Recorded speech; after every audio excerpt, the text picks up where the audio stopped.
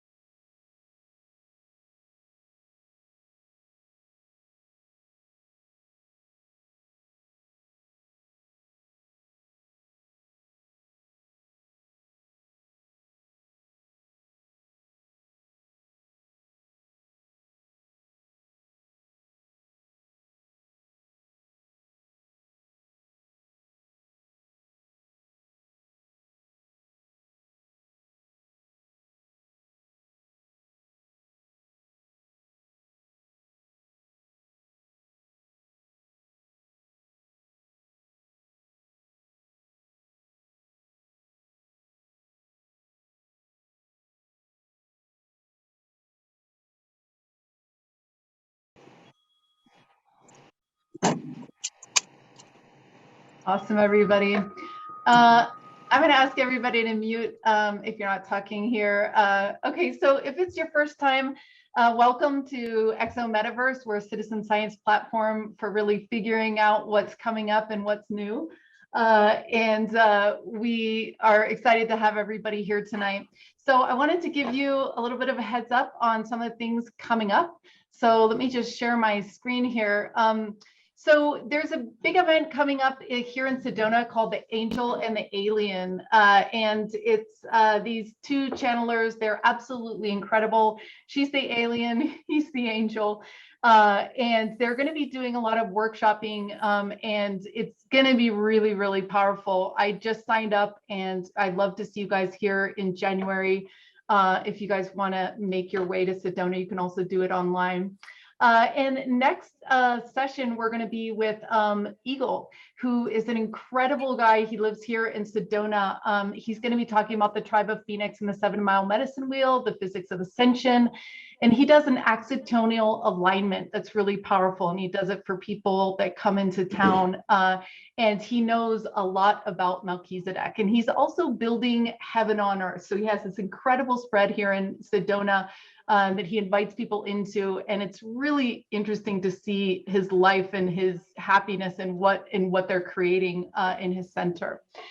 So, but let's go ahead and get started. Welcome, Nolan. It's great to have you tonight. Indeed, thank you. Great. So why don't you start with the absolute basics of what is human design and how did you get started in it? And so we can just get oriented, because I can see from the survey most people have heard of astrology and things like that, but this is a lot more complicated. It seems even more complicated than Gene Keys. So give us the basics here. Yeah. So okay, so essentially human design is a decently new system to humanity. In the early to mid 70s, a man named Ra Uru Hu discovered human design in a 8-day download. Wow. So I'm sure that was not the intention. And you know, I've heard stories about how it was either painful or jarring, etc. But at the end of it, he had so much information that was not backed by science at the time and stuff like that, he didn't know what to do with it. So he sat on it for a decade or more. And by the mid 80s, there was some science that came out that gave him a little inspiration to move forward with it. and he decided to start teaching people what he had really learned in his download meditative experience. So at that point, he starts putting it together, and ways that people can look up their charts, etc. And he teaches like a small circle of people, kind of like like an ancestor tree almost. You teach one person who teaches another person, and those people teaches that many people and tells that many people, yada yada. And by the late 90s, hundreds of thousands of people knew about it, and it was growing exponentially. Not to mention nowadays, where you almost can't mention it without someone have heard of it or done something with it. So, so yeah, how I got into it was quite interesting. Not your typical story. I was at home one day watching, what is it called? Gaia TV, Open Minds with Regina Meredith, and there was Dirk Nellens. And Dirk Nellens was one of the first people that learned from Ra in the original circle. Interesting. And Dirk Nellens is a reflector, which is a very rare type, 1% or less, which means no defined centers, but we'll get into that more. And, he'd been doing it for decades by the time I saw him. This was 2019, 2018, perhaps. And, actually not too long ago. And, he's doing the interview, which I think was actually done here in Sedona, ironically, by Regina Meredith, oddly enough. And there's a little email address at the bottom right of the screen. And it was just one of those moments where you're inspired to do something and you don't really know why. You're just excited, and I was like, he left an email address. I'm going to use that. I'm going to email him and ask him if he'll teach me human design, because I've always been one of those people where I'm very fond of apprenticeships, or learning one-on-one, especially as a projector myself. So I email him and, yada, yada. And I go like, hey, I really love to learn human design. Do you teach human design, or will you teach me human design? And he goes, I normally don't teach people, let alone like one-on-ones. Like sometimes I do like a workshop or something, but I don't really do that. Yeah. And I was like, okay. And then I was still like, that was his way of saying no in a way. And for some reason, I don't usually do this, but for some reason I was like, okay, well, will you teach me? and I get this email back where he's just like, this quizzical response where he doesn't really know what to say. I get this email back and he's like, sure. I guess let me see your birth information. So he sends me I send him my birth information, and I get like an email back later that afternoon. He says, okay, I'll teach you, but it's got to be these days and these times for this much money. So and so it began. I had an apprenticeship with Dirk Nellens, which was really, really remarkable.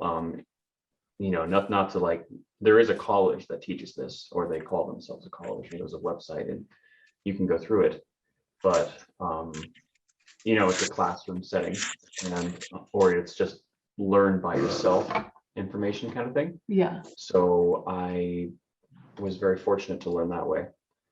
And I don't know, I took, I want to say it lasted a couple months, almost every day for like almost a full work day.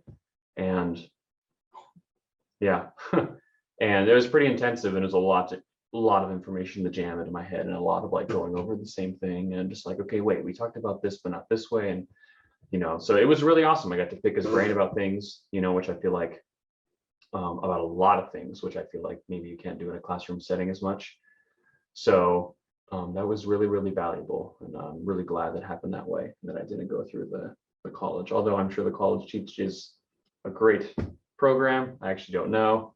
Haven't done it, but as far as that's concerned, that's where I started. And then I spent a few years doing free readings for people all across the board, just to be able to tune into them while also looking at their chart and seeing like how they're using certain things, And then of course I got some privy and information from Dirk as well about some interesting things that the college does not teach, which was really awesome. Interesting. I like those. Those are the cool ones.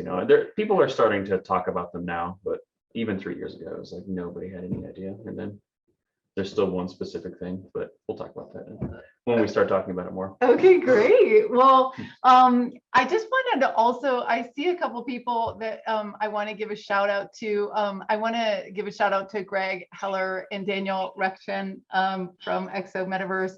Greg has been working really hard this week on this incredible map for the Fire the Grid project, and Daniel, the co-founder of Exo Metaverse, has also been rolling up his sleeves quite a bit. We've got some exciting stuff, and also my amazing neighbor who studied with Osho is here. She stopped by to be live with us, so I wanted to welcome everyone. And so to give you a little context, you know, I came to Nolan. I said, I need you to read my charts with my son. I need you to look at them together and figure out, like, help me. You know, I'm a 7-year-old, like, you know, going, wow, you know. And it was really interesting what you told me. You said, wow, you know, one of the first things you said was, you said, wow, when you guys are together, your electromagnetics actually complete each other. Like, there's the circuitry is actually completed in that way. And you also told me that I had to be really careful because he has a really strong emotional center and I'm completely undefined in my emotional center. And so I take on the emotions of everyone, right? So tell us a little bit more about, and we can look at some of the charts that we pulled for people. We pulled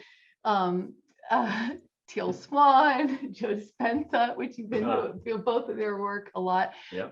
But yeah, so it really is interesting. Also, I just want to point out when you can look at two charts at the same time to see how is this working together. So what does that mean when you said, oh, like you guys complete each other? Like, and maybe we can pull some stuff up too, but just explain the basics and how that works with the electromagnetics. Right. So basically that's a connection chart. And we want to be clear that it's a connection chart, and for anybody, whoever twos charts that were overlapping to see like whose channels are completing whose and defining whose centers, you know, regardless of the two people, that's a connection chart, not a compatibility chart, which is very important to realize, because, you know, you're looking at, you know, like you're looking at the human body and then the soul, and you're putting them over each other. And that's why in human design, you see red lines and black lines, right? Okay. And so, but that's like birth. That's like, you got no like trauma, like it's like a clean slate almost is what you're looking at. So you can have people that seemingly might look incredibly compatible, but, you know, compatibility is based on a lot of factors, you know, and where somebody's at emotionally, mentally, spiritually, physically for some people. Who knows? So, but basically defining all 9 centers is really is a great thing, because we've got I think we're going, here we go. So all 9 centers defined. So what you'll see in some charts that we're looking at here pretty soon is these centers will be defined through channels, and you'll see these numbers that are attached to each one of these colored centers, and those would be channels that are connecting them, or rather the numbers are gates. So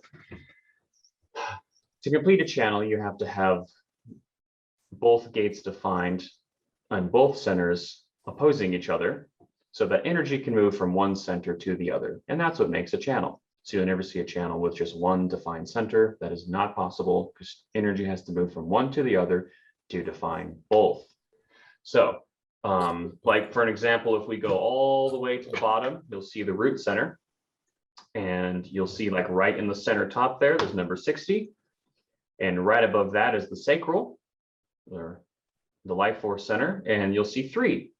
So in order to make a channel, just as an example, you would have to have 3, that which is a gate, and 60, which is a gate. All those numbers are gates.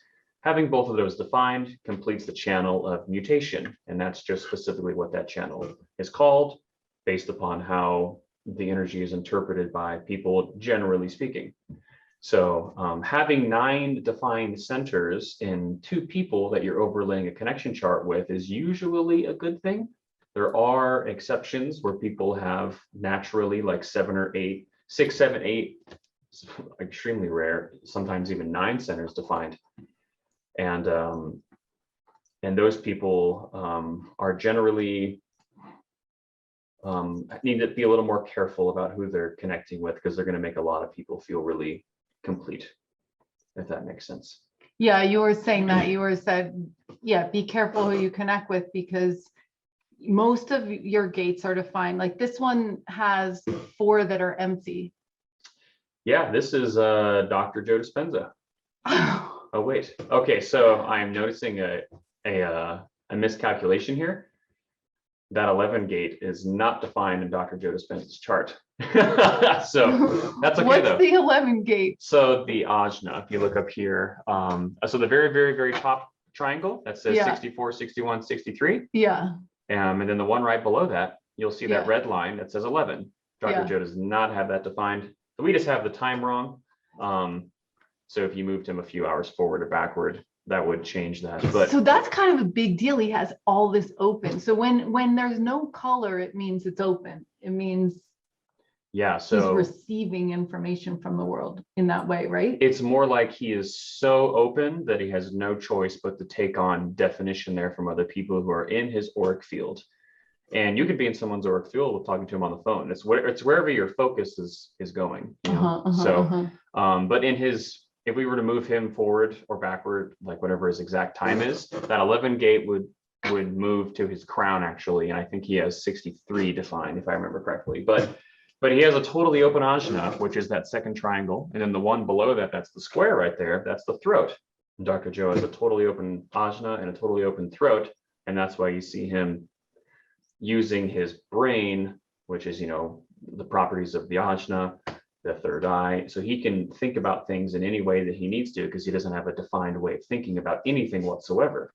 So he can be, that's why he's bridging science and mysticism. He is not limited to thinking about things in any certain way, shape, or form. Yeah. And then we have this here, is Osho. This is Osho. So the cool thing about Osho's chart is he has a lot of definition for somebody who's a projector. So I guess we should talk about aura types now that we're going from one to the other. So there are, generally speaking, 4 basic aura types when we're talking about human design, and I'm going to put manifesting generators and generators in the same field because Osho is a projector. Do you have the slide where it talks about that? Yeah, I don't know. I think here, let me just pull that up. Yeah, so we have that's fine. We can these are the types, right? Yeah, those are them. There they are. So generators, keep in mind that we're putting manifesting generators and generators in the same category here because what makes the generator aura field is defined by the sacral, which means that regardless of if you're a manifesting generator or a generator, you are naturally, your aura is going to work the same way. So generators are a great place to start because 70% or more of the people in the world are generators. So just as it says they're open, anyone can get in and envelop like in an aura hug. So the way I like to explain this is their energy is expanding outward and they want to be enveloped in the experience of life. And that can mean people or like anything. It's just being enveloped in the experience of life. They want to be enveloped and they want to envelop other things. So they're here to, that's why most people are generators, because they're here to be living life and being enveloped in it. Yeah. And then the next most common is projector. Now, with that being said, about that being the next most common, there are 4 different types of projectors. So they're actually, if you break the projectors down into individual types, like the 4 different types of projectors, the projectors would be the second rarest, depending on their type. But we've got emotional projectors, splenic projectors, self-projectors, and mental projectors, but their aura all works the same way. So the way that their aura works here, it says focused on the other, penetrating, observing, probing. So they're very A to B. You'll notice that projectors are not very good at talking to a crowd.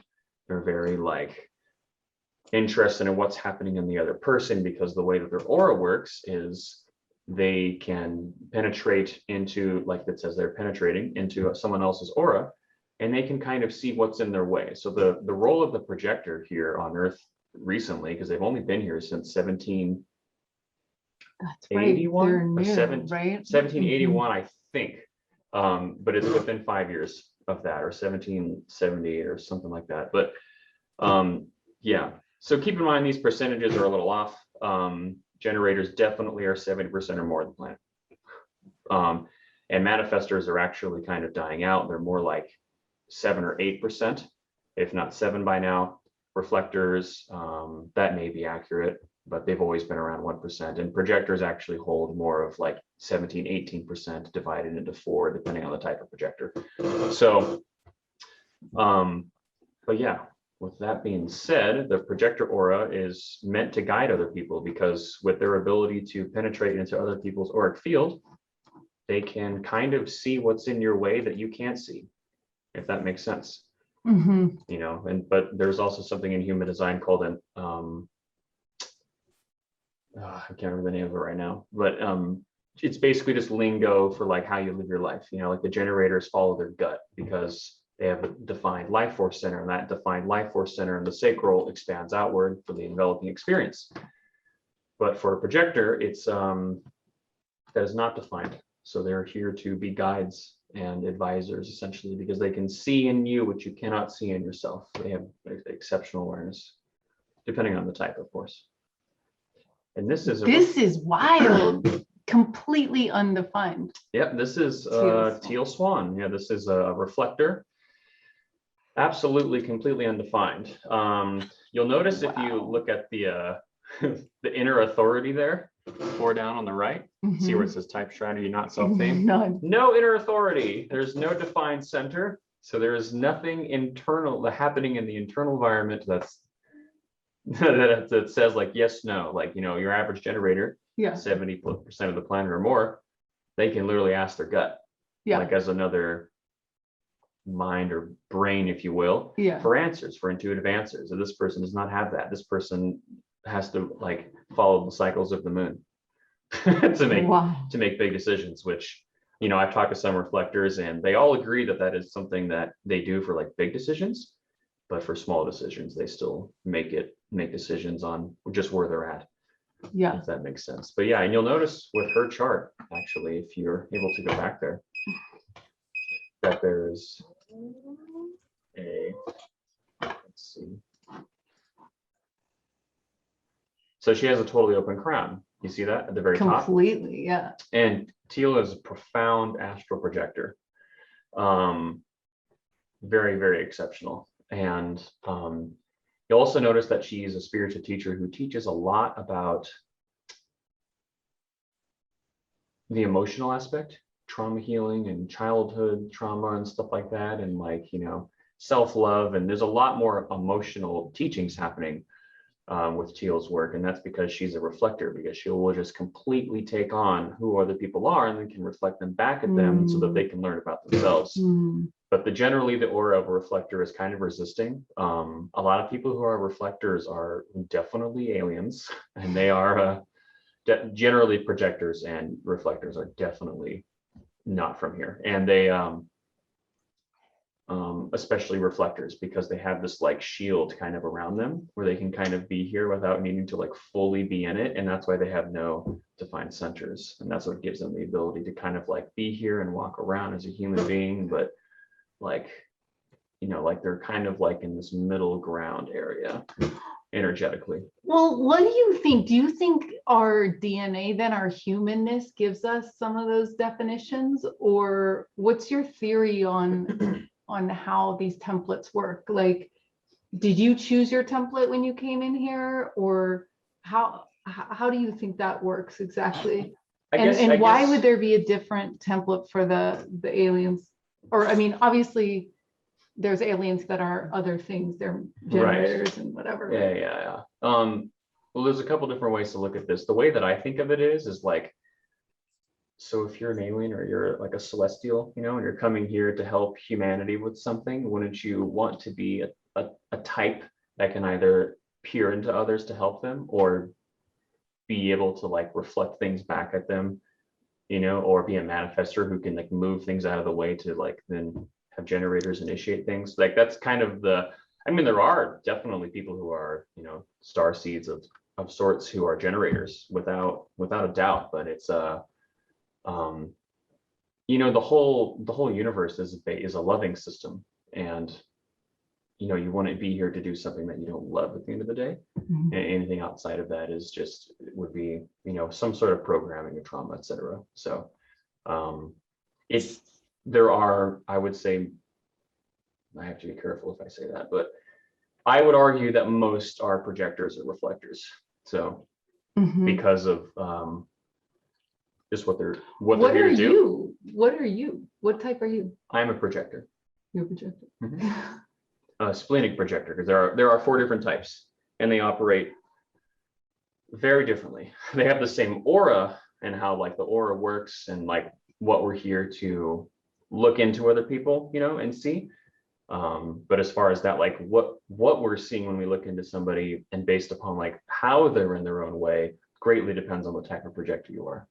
So like emotional projectors tend to focus more on emotions, you know, and like what's happening emotionally. Like I have a friend of mine who's a medicine man, and he's an emotional projector, and like profound, absolutely. And that's how he does it. He's able to like put himself inside of you and figure out what's happening and feel like how the medicine's going to affect you, and then he picks the right one, and then unbelievable experience.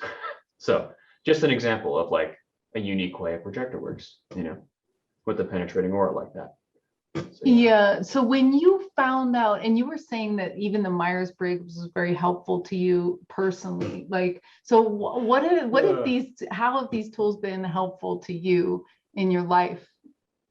Myers-Briggs specifically? Well, yeah, we're going to share you guys the links, and you probably got it in the emails, but like, if you haven't done your 16 personalities and your gene keys, and you know, these are interesting tools, and what we'd like to hear from you guys, what you guys thought about, you know, your readings, like were they correct or were they interesting? And this is really where citizen science can really come into play once we get going, is we can really see like, how accurate is this, right, for people.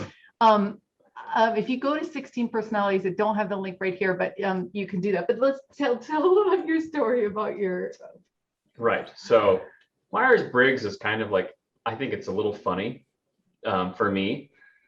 It's pretty common for splenic projectors specifically to be a little confused about like how they work, because you know, like you look up your human design and it's like you're a splenic projector, and you look at your inner authority and it's like your spleen, and you're like, what?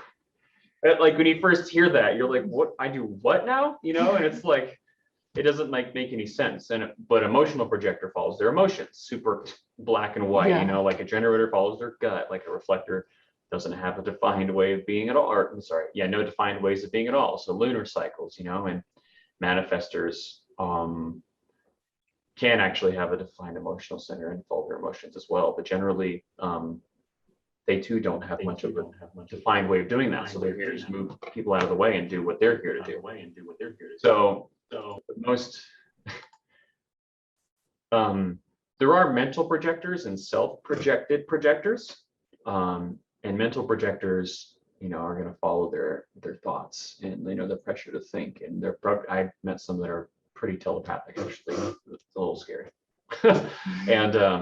And then self-projected projectors are pretty simple. They follow their inner voice, like their feelings, but not like emotional feelings. Like we're talking like heart-centered, like, even though that's not how human design would talk about it, it's like your inner voice that's telling you with love, like what you should do. Like that's kind of like the really kindergarten way of explaining that. But splenic projectors, they're like, oh, you should follow your spleen. And in human design, the spleen is like the house of intuition. They have it broken down to the spleen is intuition, like claircognizant intuition. So like that, just knowing, and there's no reason why you should know or how you got the information or whatsoever. It's just there, right? That's like claircognizance, and in human design, that's spleen. And then when we're talking about like the ajna, clairvoyance, that's all up here. And then when we're talking about like clairaudience, that's the throat, actually, because the ears are connected to the throat. And when we're talking about clairsentience, which is like intuitively feeling, that's obviously your solar plexus, which is the emotional center in human design.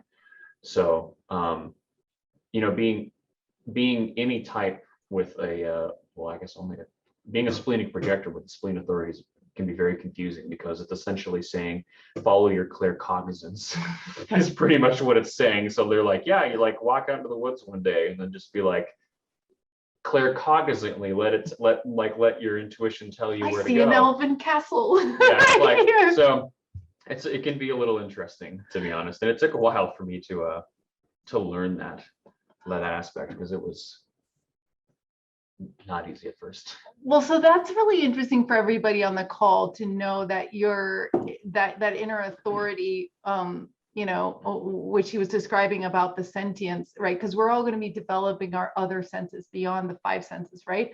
And they often say that once you develop one of them, the other ones will follow after that. So if you can focus on the ones that are coming to you, or that are natural, that'll help you basically move through the other ones. I know that you had, we're going to share a little bit more, and then we're going to go into breakout groups, but I know you had a pretty powerful experience at the Teal Swan workshop. Do you want to share about that? Yes. Quick funny thing, I'm looking over here, and whoever Sandra is got INFP. I know a lot about INFP actually, so we'll mention that in a minute. So Teal Swan's curveball retreat, and it's called the curveball retreat because there's no direct way of doing it. You show up and you get whatever you need is what you get, you know, kind of, and it's a whole week long. And of course, you know, the whole, anything that's Teal related is going to revolve around childhood trauma, most likely, or something like that, of that nature. So being there for a week was just like being in a week of nonstop trauma release, which was great. Actually, I loved it. I thought it was the best thing ever. Some people thought it was really daunting. Other people wanted to leave, and you were saying that trauma release opened up space in your body for all this other major powers that are coming in for you. So just to know, you guys, that it's worth it. It's worth it, right? Yes. So when I was at Teal Swan's curveball retreat, this was August 2020, and long story short, I actually had everyone got at least like one session that was pretty long, and mine was like 3 days before the end, I want to say. And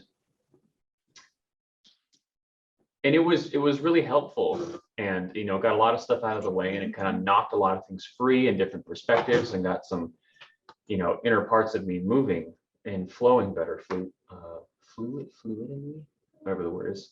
And the next day, okay, I show up, and one of the other men in the group, because we had broken into groups of like men only, just for this specific, that's not always a thing, but for this one, it was what we did. And this man, who's actually a friend of mine now, he was diagnosed with like bipolar disorder. And when they were doing like looking into those splits in his consciousness, because that's what happens when you're traumatized, something happens that you feel that you don't have we'll call it space for now, like the space or the right atmosphere to be dealing with what's happening. So you split your consciousness, and then basically you make a new split that can deal with what's happening here, and this gets suppressed, and that's trauma, like on an energetic level. So they were uncovering a lot of stuff with him, and there was this woman who was channeling the part of him that was suppressed, and she was like screaming in terror, like I've like worse than any sort of like horror film type loud screaming. And it was just, and something in me was like, this is familiar, this pain, you know. And the previous day I had, you know, got a lot of let's just say alignment in my inner environment from doing that with my own splits and such. And it was almost as if like the screaming of this person had sent me on this, like I started to shake a little bit, and then all of a sudden one of the men in the group came over and just like kind of like held me for a second, you know, and he's like, whatever you need to do, like just do it, because I was sitting there like this, and I was like hyperventilating, just from somebody else screaming. And I just like, I screamed so loud, and it's the perfect place to do it, where everyone's there for the healing. And man, I mean, time was a little different there, and Teal's really honed in. So she's working on, this man, and the rest of the men's group are kind of just holding space for me while she's trying to finish that, because that he's still having his thing, and that girl who's channeling that is still screaming, and then I'm screaming, and then she comes over, and I want to say it was like an hour later, and at that point I was like plateaued on the couch, like staring up at the ceiling. Like, ever been so exhausted that you're just like staring at the ceiling and you're like, it's okay, I could die right here. This is it. Wow. And she comes over and, without going into all the details, very serenely walks me through a soul braid, which is basically a lock-in. The only difference is that it's the exact same thing, except for the current soul remains, and then the being that's coming in, which is generally extraterrestrial, in this case gets braided with the current soul that is in the human vessel. And so I was walked through a soul braid for that, and that was a year and a quarter ago. So pretty recent, actually, considering time and all that doesn't exist. Wow. So how do you imagine that happening? Was it that this other soul was like, hey, I want to be in there, and she was able to facilitate? Or was it like, why did that happen then and there? And what was the effect in your life? So that was a soul contract, actually. And that part of me that came in was actually a part of my higher self. It was a different aspect of me that was living a we'll call it extraterrestrial for now life. That was still me, like on a higher perspective. So it was my higher, and I'm not like, I know we're all the same source level, but I'm talking like higher self, like that being was actually this way. We share the same higher self is what I'm communicating here. So when that happened, the best way that I can explain that is, it was like releasing. If you're a glass, like this glass, okay, and let's pretend like everything that was up here, like above the water, was just this like soot, and we'll call that trauma. And it was like I had poured out a substantial amount of soot out of my glass, out of my vessel.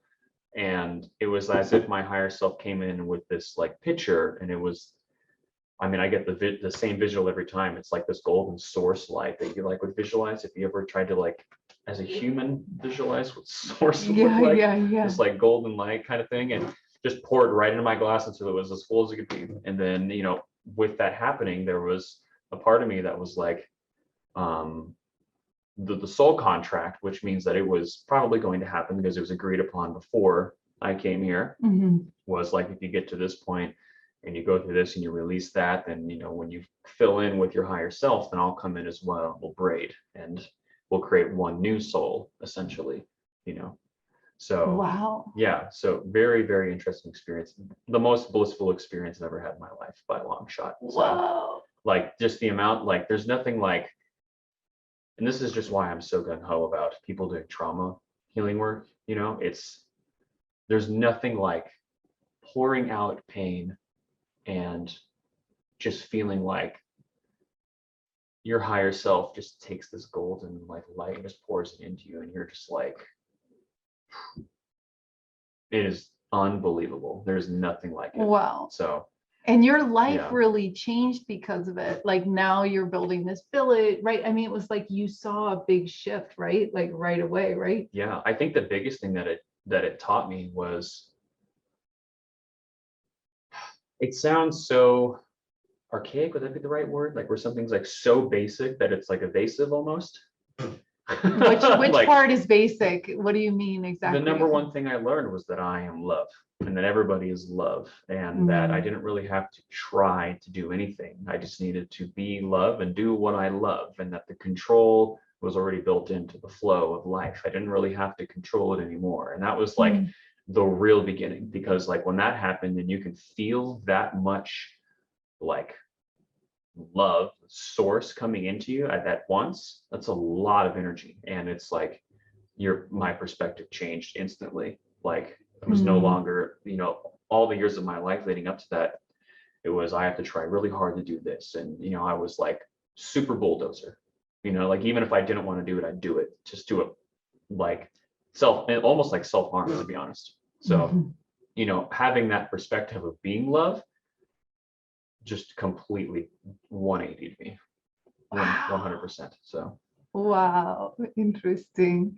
So we're going to go into breakout groups right now. If you want to stay on, Nolan has a really strong recall of his past lives, and he's going to talk about angelic lives and Lyran lives and the universe and all sorts of different things. But this is recorded, so you guys can always get it later. This is your chance to really connect with others in the community, share your stories. So tonight we can talk about, what's the trauma you want to release, or what trauma have you released, or you could talk about your chart and your journey with discovering that and unraveling that. And then always you can talk about your contact experiences. So if you don't want to go into a great breakout groups, just ignore the thing on the screen. You're just going to ignore it and you're going to stay in the main group. We're going to stay in the breakout groups for 20 minutes, and we're going to everybody designate a timekeeper. That timekeeper will divide the time about 4 or 5 minutes per person. And when it's your time, you get to talk. You have the whole time. No one should interrupt you. If you want feedback or other things, you can request it. I think that's it. So one more thing, I'm going to be moving people around to the group. So the first moments while this happens, will be a little bit crazy. So just wait till things settle down and then you guys can start.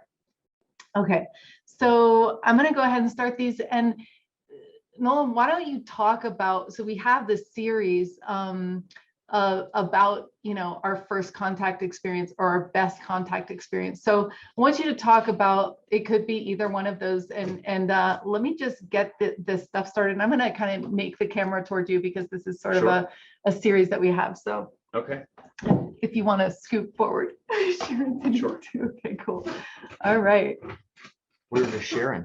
All right. Okay. So what is it? So, okay, so Contact experience? Yeah, so contact with the other realms. It could be angelics, it could be your experience with your past life where you just really had a contact experience outside of yourself that was profound. It could be with ET, it could be So let's break this down a little bit, because Okay. there's actually a lot.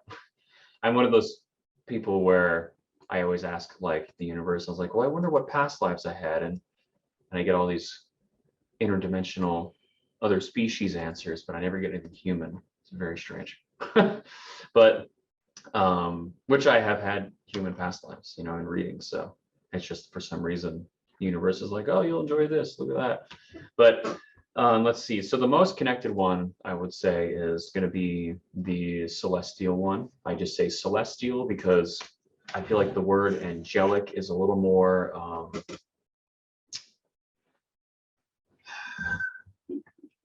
is a little too defined. There are celestial beings who aren't, I mean, I guess you could say they're angelic, but like elven beings are technically very angelic, but you wouldn't consider them to be, and it's not what you think when you think angelic. So I like to use the word celestial when I'm talking about that, so we can kind of take a whole group, because we've got like archangels, angels, celestials, aeons. We've got like elven beings, it's like there's so many, all the ELs, of course.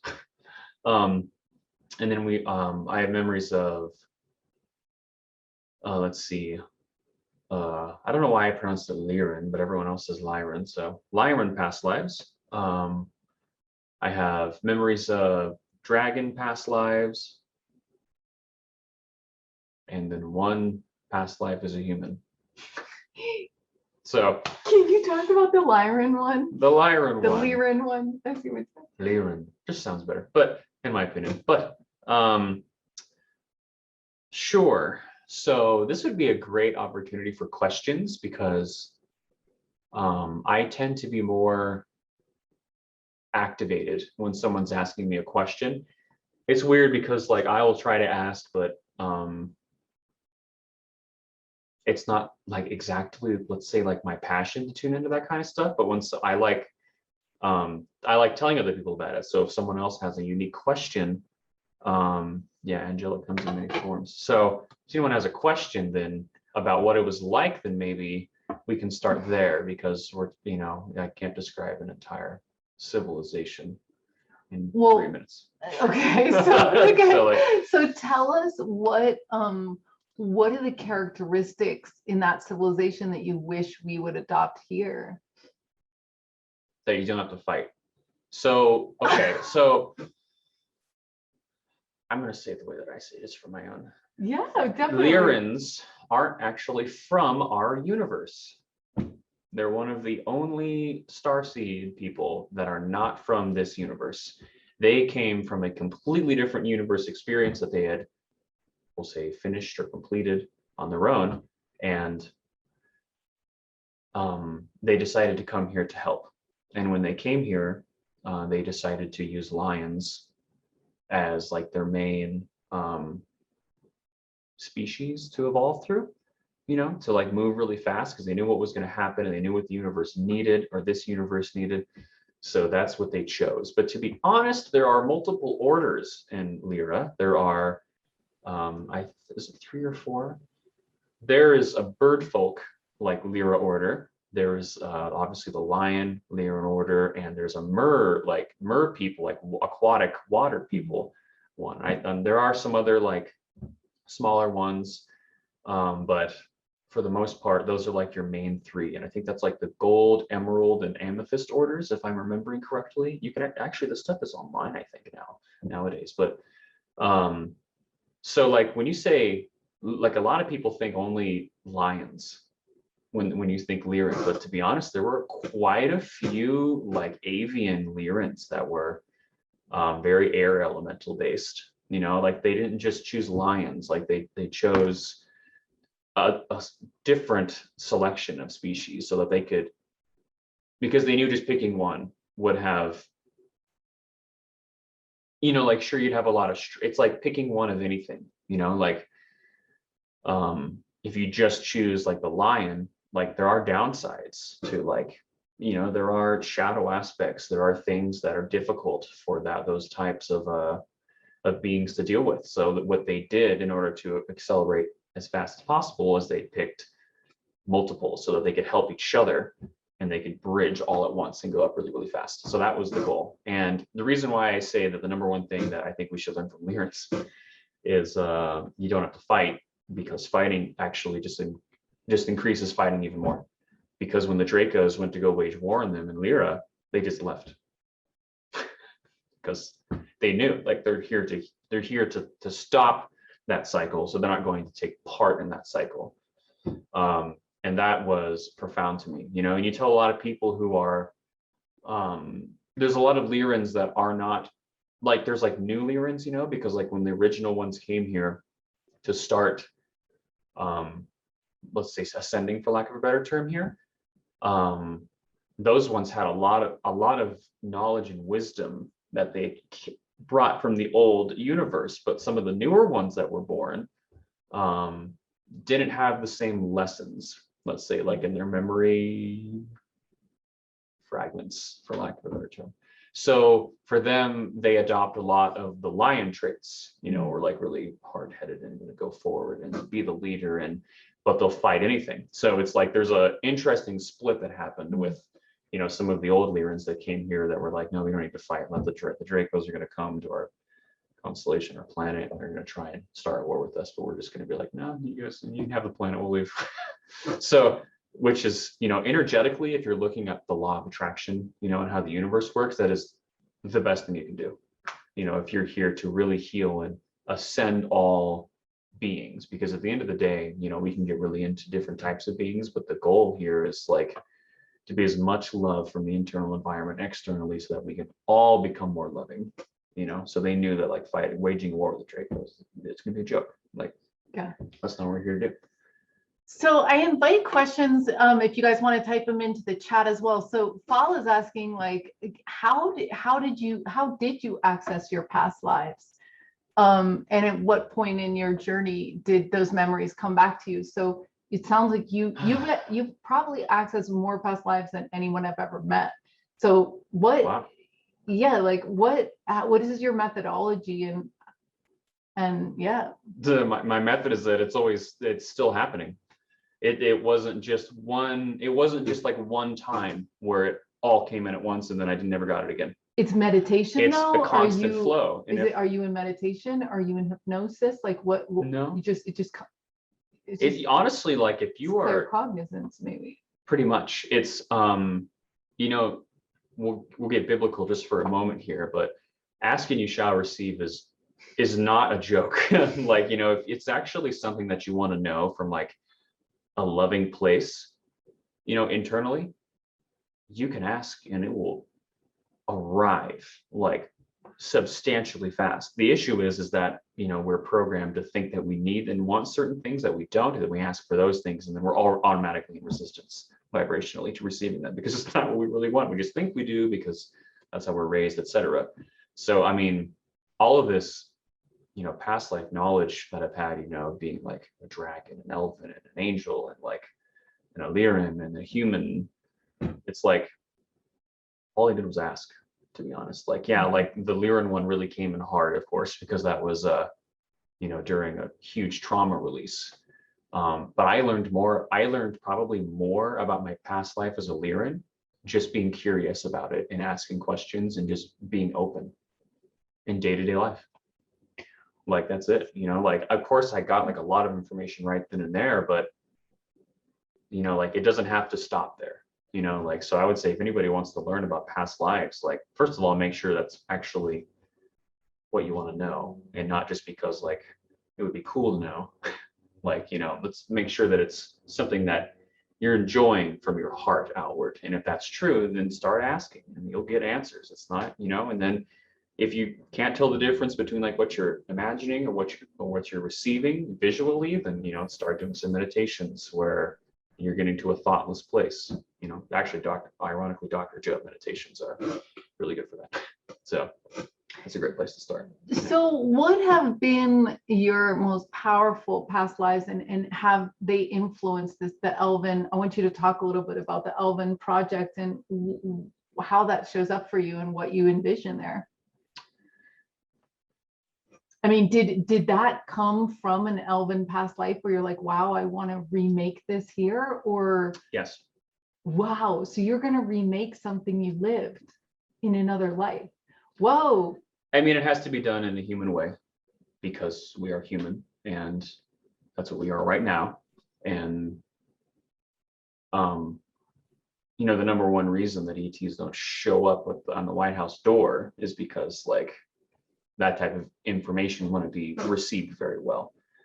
So it's important that it's received from humans, and that's why Starseeds come and become humans and wake up as a human to then spread the information, because it doesn't really matter that like if you're human or not. What matters is like the message you're bringing in, so yeah, it is inspired as a past life of being Elven. I was an Elven king. I had a past life, so which was very interesting. I always thought that, even when I was into past lives and aliens and esoterics and starseeds, I always had a deep love for like elvish stuff, but I always thought it was fantasy until I don't know, I started meeting people who had very interesting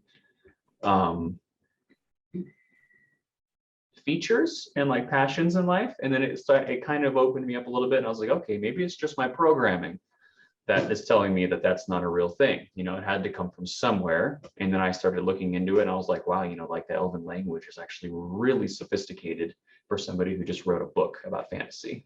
And then you start looking back and back and back, and you realize that like it's a real thing. And and then I started asking questions like I did with the Lyran thing and the dragon thing and the angel thing, and then I started getting answers, and I started getting flashbacks, and I was like, oh my gosh, this is like, no wonder I loved it so much. You are what you love at the end of the day, so any one species that you love, and you're probably connected to it somehow in some way. So What it can tell us, I don't know that much about Elvens. Can you tell me a little bit about them? Oh, I mean, pretty much all the stuff that you would expect, very nature-based beings who prioritize peace over war. Actually very similar to Lyrans on an odd level. And is there a link for this Elven project? Elven project. There is not yet. Well, unless you have something. So this is a relatively new project, actually. You just paid off the land. Yeah, I just finished paying off the land, so I just started opening up to like what I was going to do on it. So there will be very soon. Thank you, Robert, for asking, because I do need to formulate that. I do want to share though, guys, we do have Nolan's contact information here. So if you want to take a screenshot or write it down, it's Ark and then his last name. And yeah. Yeah, any questions, human design, past life, trauma healing? I mean, anything that's going to help anybody, embrace love from the inside out. I'm a full supporter of it. You can ask me anything anytime. Yeah, do we have any questions, guys? We can let you, if you want to raise your hand, you can do the reactions on the corner right or type it in. Susan, do you just want to, let me just have you on. So go ahead. Yeah, if you guys want to raise your hand in the reactions, then I'll just put you on. Okay, great. Go. Hello there. Hi, I'm just curious about how these, what you feel is the purpose for this human life experience, how you've come from those other experiences, and what you think the purpose for this human life experience is now for you and for everyone, especially during this apocalyptic appearing time. Right. I think the first thing that I want to say is, it does appear apocalyptic, but we wouldn't be here if it were doomed to fail. So deep breath. It's going to be all right. This answer to the first part. So for me personally, because I heard you ask me and then also other people, right? Like for others. So for me personally, I tend to, or my higher self, I should say, tends to keep to a very similar theme. I tend to go places and build a kingdom, or a place where people can go and be home, in the light and love, and they can discover themselves from their hearts from the inside out. And, that's how I change the world. But there's a lot of people who do it very, very differently, but I tend to, that's what I tend to do. So, there's been other places where I haven't done that. Like Dragon Past Life, I was not a dragon king. I was just a average, but that's actually a pretty common step down. If you have or know anybody who is of celestial origin or like angelic, becoming a dragon is actually a very common step down. Almost anybody you meet who claims to be of angelic past life, or like, let's say their higher self is like angelic, then generally a dragon archetype is incredibly strong, but it's also very primal. So it's a great step in the right direction towards becoming human, or living in a denser reality, if that makes sense. Because we have really negative shadow aspects of dragons, and those are true, but there are also dragons that don't do that. So, So when you had these experiences, did you perceive, like, of the memories, were they perceived through a dream, a vision, or were you actually drawn into that other realm? Do you mean like physically, or what do you? Yeah, physically or spiritually or right? Yeah. I've never physically been drawn into I'm not gonna talk about that, but usually Not physically, like I came here to be human, so that's what I'm doing. And if I have any questions, I'll ask them. And generally speaking,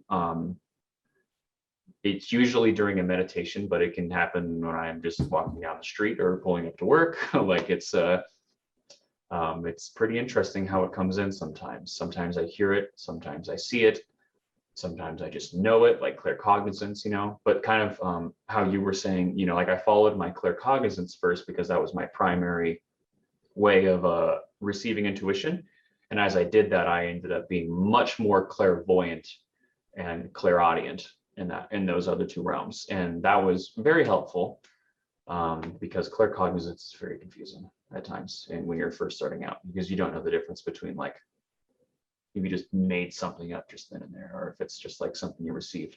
But most of the time, lately, at least when I'm going to say lately is like the last year or two, it's been clairvoyant, which is the easiest way for the human brain to kind of process something. If you know the difference between like what you're visualizing and what you're receiving, it's like you see something like that, and if you know it's coming in, like there's almost no way the ego can argue that.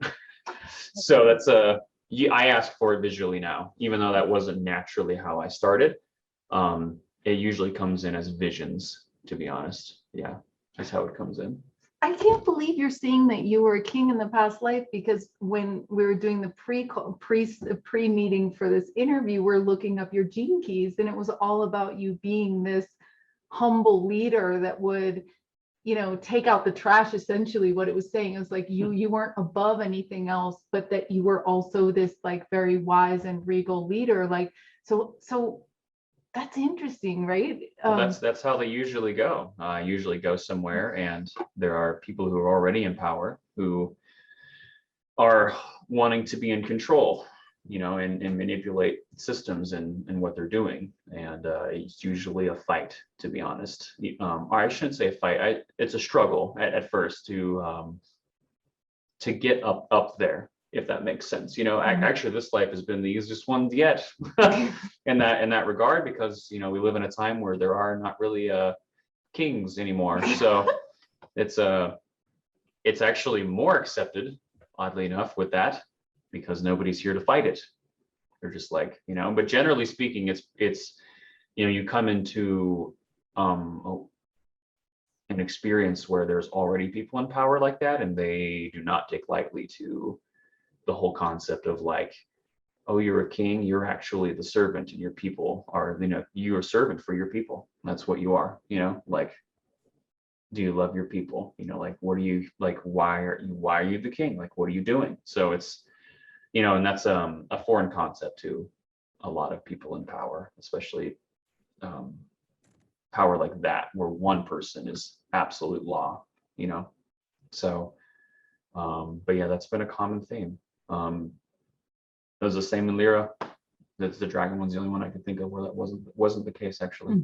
So yeah, that's interesting, as we're like rethinking leadership in the modern age. It's like, well, we don't even really want kings, because we want the people to lead themselves. But how interesting that you're ready to meet Lyran is someone that is a servant, right? So it's like the opposite. Are you? Because I've got a live stream going on. I think we just have someone that we need to mute. Welcome, Hunter. I see Hunter here. He's also tirelessly paving the way of this Exo revolution. Yeah, Hunter. Okay, great. Yeah, so do you want to talk about any other visions about how your perfect installation would be in Flagstaff? Like, you talked about having, different enclaves that people would get, they would have their spaces in, and having it be really geometric and beautiful, and how they would, like you said, feel really safe when they're in there to. Yeah. So my favorite way to explain this, because somebody asked me this question one day, and I think they expected me to doubt myself, but it actually made me sharpen. And I'm glad they asked me, because now I'm going to share it with you. Someone said, well, what are you going to build? Like an eco village, or like, like domes or something, or like, what is it going to look like? And I was like, no, it's going to be a castle. And they look at me like, what? And they're like, a castle. And they're like, yeah, like an actual castle. What are you gonna build it out of? I'm like, stone. And they're just like, they just give me this weird look, like, they're like, so like an actual castle. And I was like, yes, like an actual archetypical like castle, like a kingdom, you know. And they're just like, well, like, don't you think, you know, the whole thing with I don't do politics much. What was the guy's name? I make fun of his hair. Trump. Oh yeah. The whole thing with the walls, you know. So they're all like, well, why walls? Like, you know, don't you think that it, like, from the law of attraction perspective, you know, if you're building walls for protection, that you're going to like be inviting dangers, you know, or essentially are people to attack. And I was like, you know, if that was the purpose of the walls, maybe, but you know, you don't walk into your house and sit down with the family that you love dearly and say, wow, I sure wish these walls weren't here. Like, no, like those, you know, walls don't have one purpose. Like, that's a loving container where people are home. And that's important, you know. And that's why I wanted the archetypical castle, because, you know, you're like, you're welcome. There's plenty of land out there. You can walk outside, do whatever you need to do, you know. You know, you don't have, nobody's locked into anything. It's not a prison, it's a home. You know, the walls are there to be a loving container. And that's really, really important to me, you know. And I want to build the homes for people. I want them to be nice. You know, I want them to be I want people to want to be there, you know, and I want people to have pride in where they're living, but like the right kind of pride, like a loving pride, you know, like they're like, wow, I love being here because I'm appreciated. And, you know, like what I love matters, and that is what matters. And that's, you know, if we all did what we loved, like the world would be a very different place at the end of the day. Yeah, that's why I think it piqued my interest so much when you're like, I'm not just building an eco village, I'm building an elven castle. Like that, that has the energetics to pull us out of, you know, to give that extra energy, to give that extra effort, to make something that's like so fun. It's like, are you really getting away with that? Like, that's great, you know? So it's like, I think you're going to get a lot of energy behind that. And I'm glad that it's going to be close by so we can check it out. Yeah. I'm going to go ahead and close the breakout rooms. Now, this is a chance for all you guys to come forward tonight to talk about an experience that you've had with contacts on the other side. And we'd love to hear your stories. If not, we can also ask people questions. And then cool. So John West is saying he created a multi-dimensional Unity rock garden. That's so cool. John, do you want to come up and talk about that? Sure, yes, I'm right here. Okay, I'm Oh, going good. to put you on here. Awesome.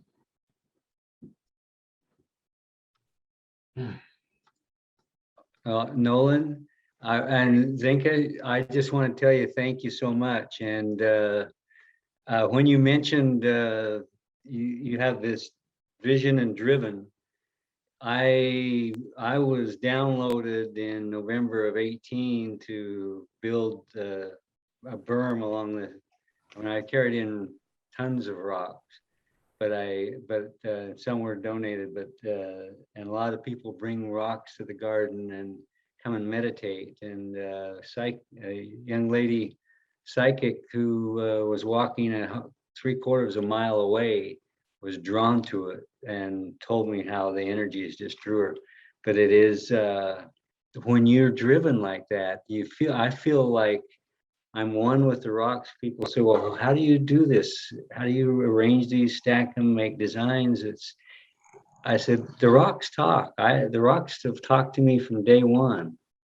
And it's like they put themselves in harmony, like it's like a symphony of patterns and designs. I just posted I put up the link on YouTube, but Kenji Kamara just said, John, he saw it recently, but it's those things that you share that make me ask what my other connections were. Why is this so important to me? How do I feel so connected and get lost in another world and see beings, and I can feel energy in there? I had someone dematerialized 10 feet from me, and I watched him walk a half block toward me. And I have had a UFO experience out there at night. And it's been those things, and what you're saying, I lived in Flagstaff. I just am anxious to hear what you're doing with that. It's just so powerful. It's Yeah. the energy, and Zinka, for bringing us all together always. It's that's service. It's service. Thank you. Indeed. Awesome. I'm so glad you guys. Yeah. So does anybody, thank you so much for sharing that. That's so cool. And I think you're right, that like passion is going to drive us. And I love that you just hit upon the same thing of asking you shall receive, because that's like one of the most central messages that we are leaving with us tonight, is that if it truly comes from your heart, and you will get it, and whether it's clairaudience or clairvoyance or a castle, right? It will show you how to do it. It will show you how to build it. Yeah, trust me. The first time the universe was like, hey, you're the king, you need to build a castle in America. I was like, what? I had to hear that one a few times. So, and I get it. So yeah, follow what you love. It definitely always pans out, And if you do remember where you're from, or you're having memories, try to tune into what it is that you love about that and bring that here. It's no coincidence that you're remembering. That's all. Yeah, definitely. Does anybody else want to share a story about a past life or a contact experience that they've had? Or any experience you had? Did anyone do their human design chart? Did anyone pull that up and have some questions for Nolan? Knows it was trained by the best in the world. Okay, now maybe top 10. Top 10 people in the world. Let's be modest On this topic. So George's yeah, pretty good, but... did anyone yeah. Hunter, do you want to share anything about elves?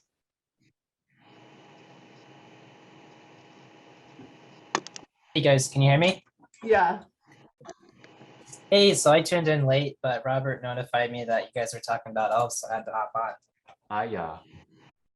What's your connection to elves, Hunter?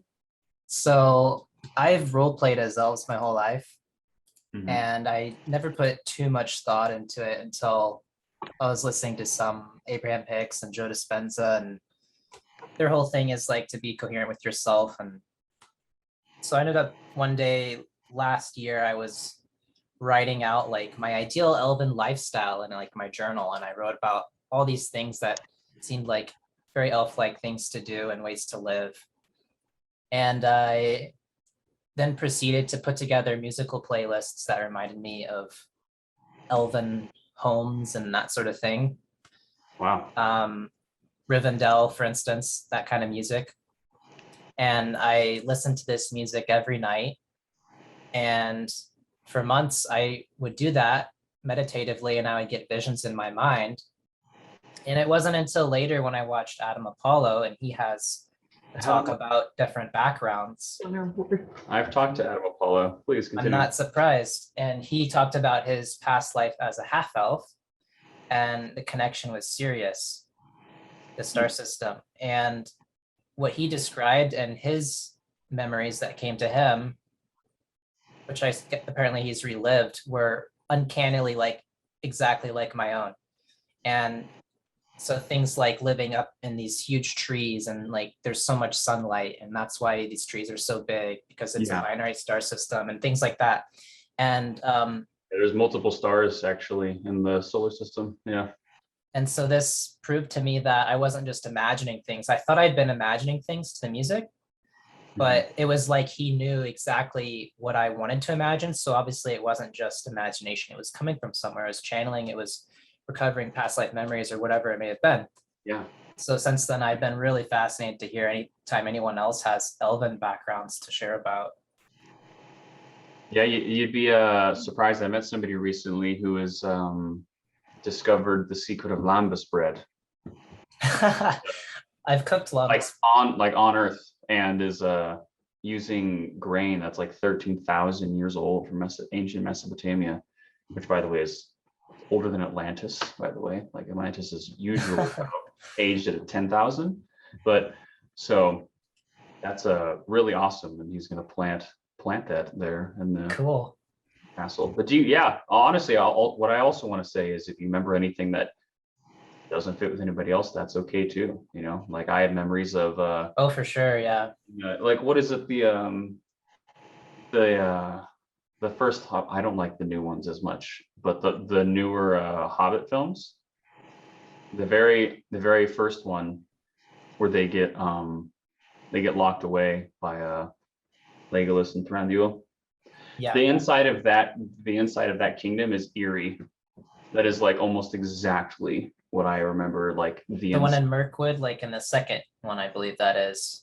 Yeah, the second one, yeah. The inside of that is eerily accurate. I couldn't believe it. I was like, wow. Interesting. The light is kind of gold, like that gold tint that I was used to. So yeah, I mean there's other factors too. Like I also remember like some white ethereal lights that were like natural, that were just like present for some reason. You know, my human doesn't understand why, but Wow. You talk so- about the lighting. I mean, I have had so many synchronicities that have come full circle for me, but one just as an example, like I put together all this music that sounded Elven to me, just generally sounded Elven, right? yeah. And one of them was this group called Slender Bodies. They have an album called Komorebi. And Mhm. that's the Japanese word for light streaming through the trees. And in Adam Apollo's talk, he was talking about how you may have an affinity for the light coming through the trees. Mhm. And so I was looking up the word komorebi, and then I realized it was already the name of an album, the music I was listening to. So it's so cool how so many things come full circle like that.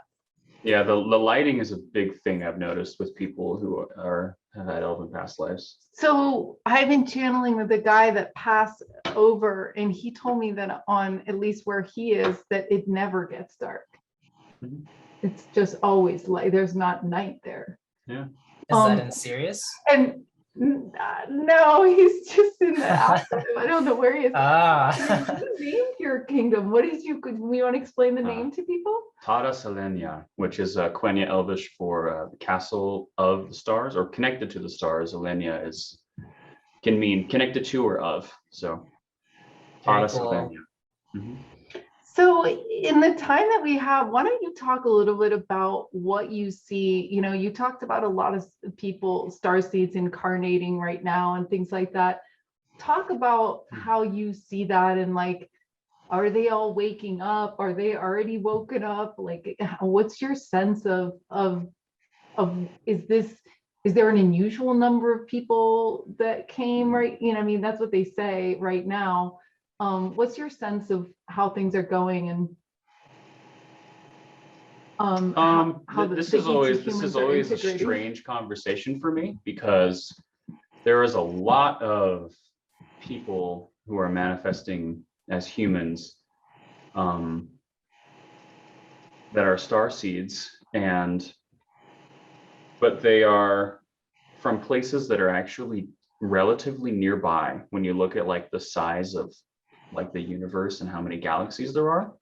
Like you don't see a lot of I mean, they're coming more and more apparent, but I mean there are other galaxies that like we have no idea about, that have beings that like you see what I mean? Like, so, and I've met some of them, you know, but like generally speaking, like, you know, a lot of Orions and Pleiadians and Arcturians are like, they're like right next door, like relatively speaking, when you think about how vast the universe is. So you know, I haven't I'm sure there's a part of me that's lived all of those things. I'm sure everybody has, but you know, I'm not as familiar with those. So it's hard for me to say, because I don't have let's say an affinity, you know, to be able to tell like what somebody would be a little more in the ET realm, because my experiences have been very like angelic, Elven, Yeah, talk about the Lyran. angelics. So, but to round up the question, yeah, there are a substantial amount of people coming here to be human that are, you know, have not been human before, or maybe they have been human before, but they have a lot of they're streamlining a lot of energy from past lives that they're bringing here. So it's rare actually to find somebody who's never been human, who's a starseed. I would say that's a reflector. Not all reflectors, but that'd be a subtle giveaway. But yeah, I would say like right now we're probably at like 20% of the population are starseeds, which is a lot. 30, yeah, 20 So or 30, yeah, wow. that is a lot when you consider how many people are here. So the real question I feel like, or the real answer to that question I feel like that is important is like, what is it that you're bringing here? If you are one, or if you meet one and you're not, like there's something that they're bringing in that is love based, or else they wouldn't be here. There's something that they're bringing in that's coming from the heart, that is a passion for them that they want to get across the board. So that's the real question, I think. Talk about your angelic heritage and your connection in that way. Oh boy, you guys ready That's, for that? This is the that's real biggest rabbit hole. connection you have, right? So the best way that I can explain this, is anybody here familiar with like the Gnostic story of the aeons and the pleroma? I know everybody's muted, but so don't need to answer that. For those who are, that has been the most intuitively accurate story I've ever read about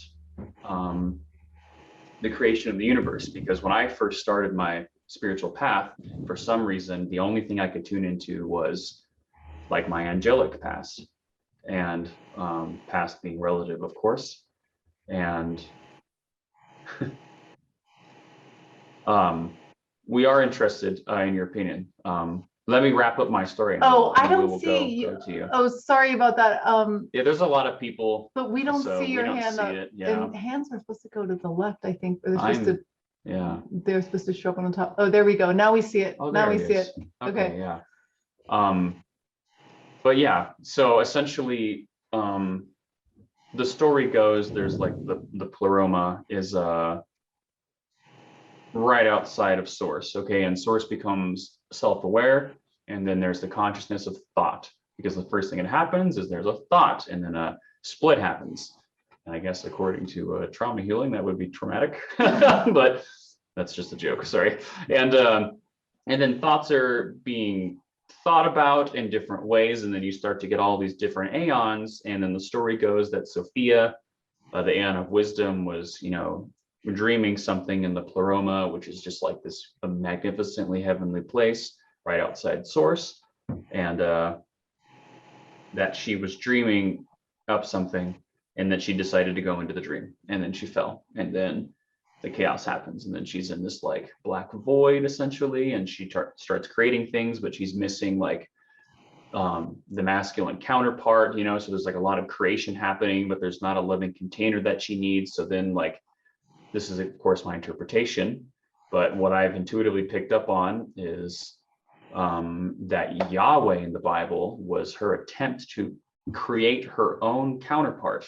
And that's why you read about Yahweh in the Bible being this like very like destructive force, and it's like, and he's like smiting things, and like, because like an aeon created from another aeon, like outside of the pleroma, while in a desperate attempt for like a counterpart, and then the story goes is like, we're all here to try and reascend that, back up into the pleroma, for lack of a better term. So my first, I have memories from what I will call the pleroma, and then I have memories of being angelic in heaven, so to say. And the angelic, and the reason why I'm explaining the stories, because I want to make it clear that when I say heaven, we're talking about very high dimensional place that was created by Yahweh, and that's why I told that story of understanding. But yes, I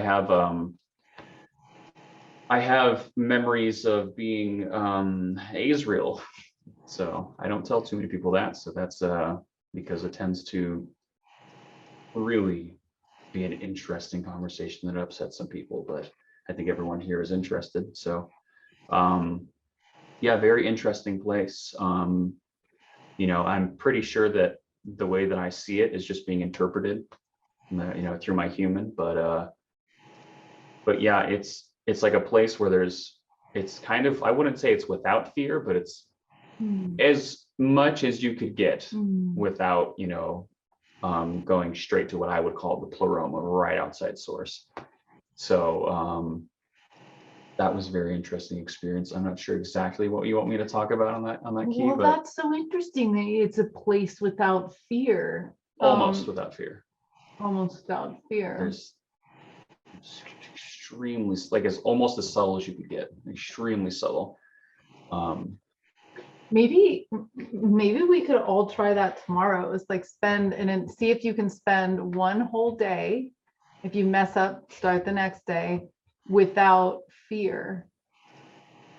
I've been using a watch, like a sports watch, and every time I worry, I hit it and I count and I get like 6 a day, and like worry Wow. is fear. So it's the same thing, but that would be an Yeah. interesting exercise for us to know that we're okay, that we know Yeah. that everything's perfect, that everything's fine, that we're doing great, that there's not And no really- worries, impossible for me.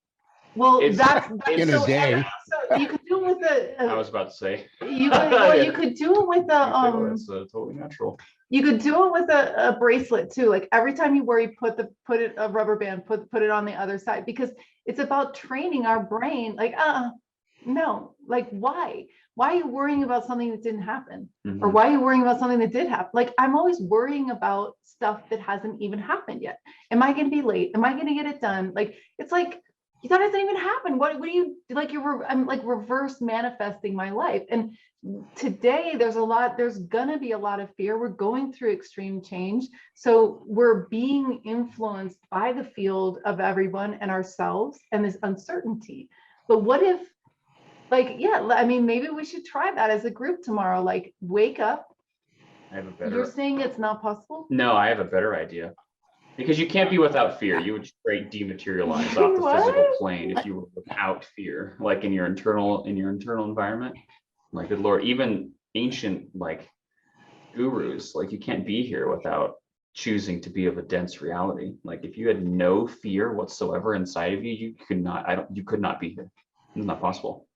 But the type of fear, type of fear worrying, I mean, 22 million users for fire in the grid.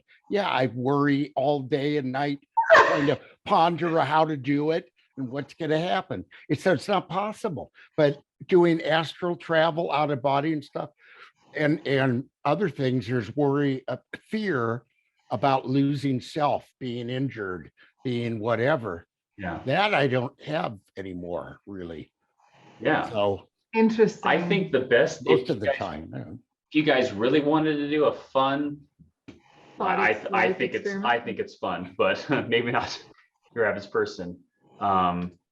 Santa Tana, and I know literally he has that. I 30 know we've got. seconds. I know we have to. I just want to say this so that people can try this. Instead of trying to be without worry, and every time you have worry, you're just like, no, and like become aware that every time that you have a worry, that is actually a part of your own consciousness that is saying something to you, because it is having a fearful experience. So instead of being like, no, I'm not going to choose to be this way, like you're taunting a child, like you're literally telling yourself whenever you do that, Shame. you're shaming, Yeah, you're literally shaming. Yeah, like yeah. if you look into like But how trauma, it's retraining. But okay. right, but there's a better, what if there's a quicker way to do that? The quicker way to do that is to be like, okay, there's literally an aspect of me, of my consciousness as this human right now, that is worried about this experience. I'm going to talk to it instead, because it's literally me.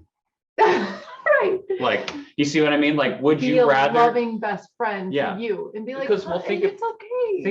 think about this as in your external environment. If you're worried about, so on a source level, we're all the same, right? And you couldn't be in my reality if there wasn't something that you were marrying and I was married to you. It's not possible. We could not sit in this room. We are a vibrational match somehow, on some way, shape, or form. Okay. That's like you having a fear and me being like, get out of here. You see what I mean? So it's That doesn't, I'm making your presence unacceptable. And the parts of your consciousness that are having worries like that are split, are no different. They just don't have a physical body, but they're inside of you because they're a Yeah. part of your consciousness and your vessel. So instead of like being the commander, you know, and bulldozing all your parts that are you, and there's a lot of them, I understand, but like walk yourself through it, because that's self-loving, and that's what's actually going to make the biggest change is love.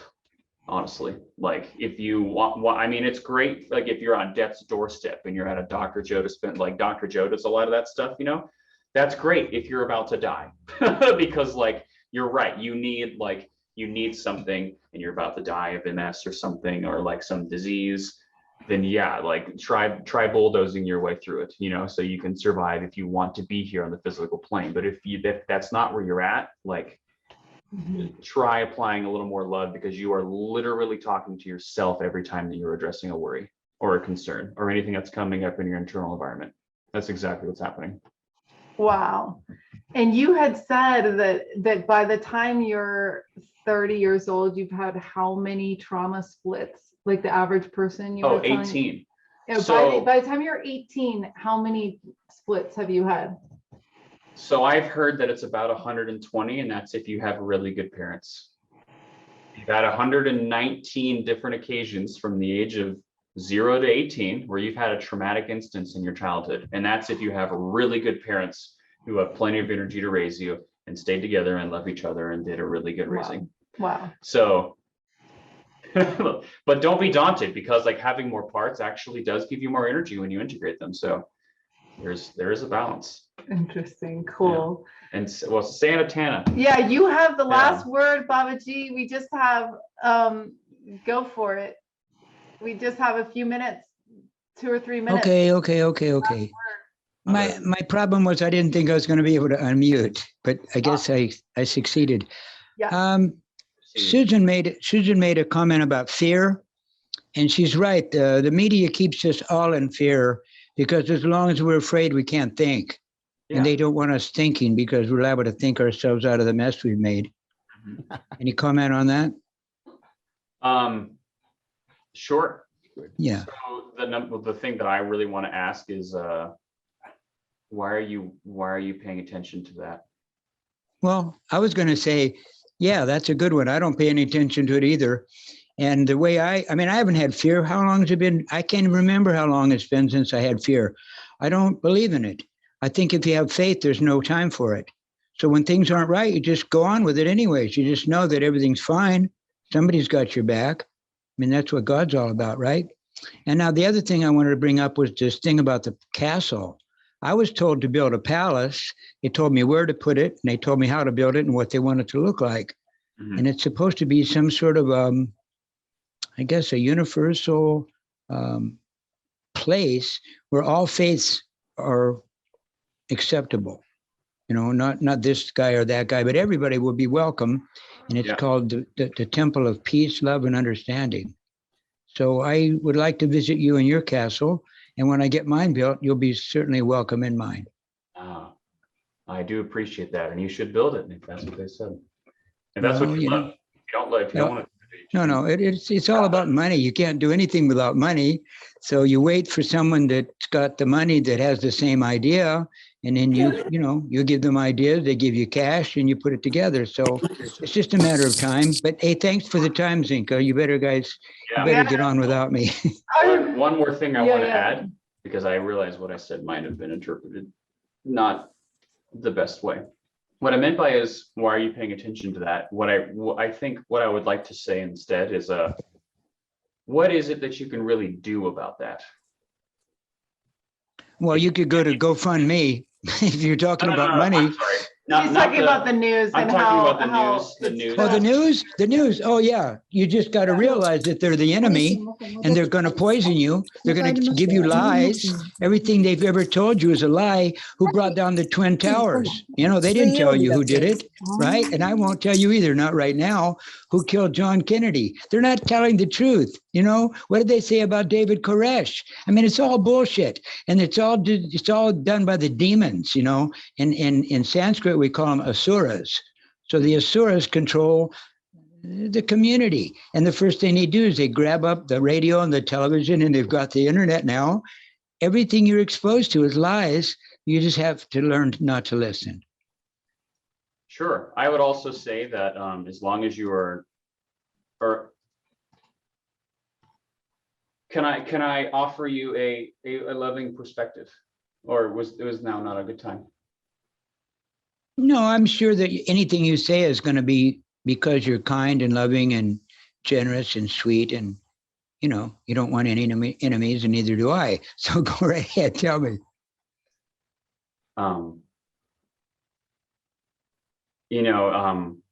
I personally don't have any enemies.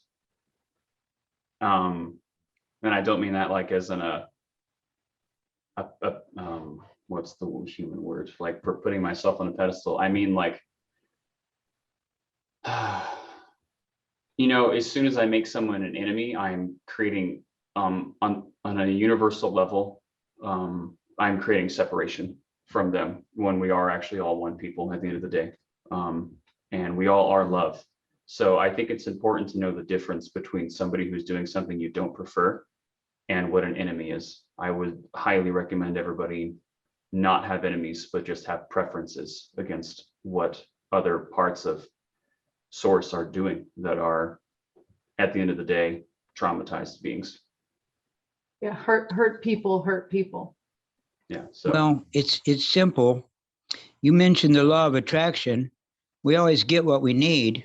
Once you get your own act together, you won't have to worry about the other guys, They'll be repelled by your aura. So I don't have fear. I could walk into a place that's really scary and I go, well, I'm not really all that comfortable, but so I better leave. I don't push the buttons. Yeah. So we can always we don't have to have fear. That's something that we decide, and I don't recommend it.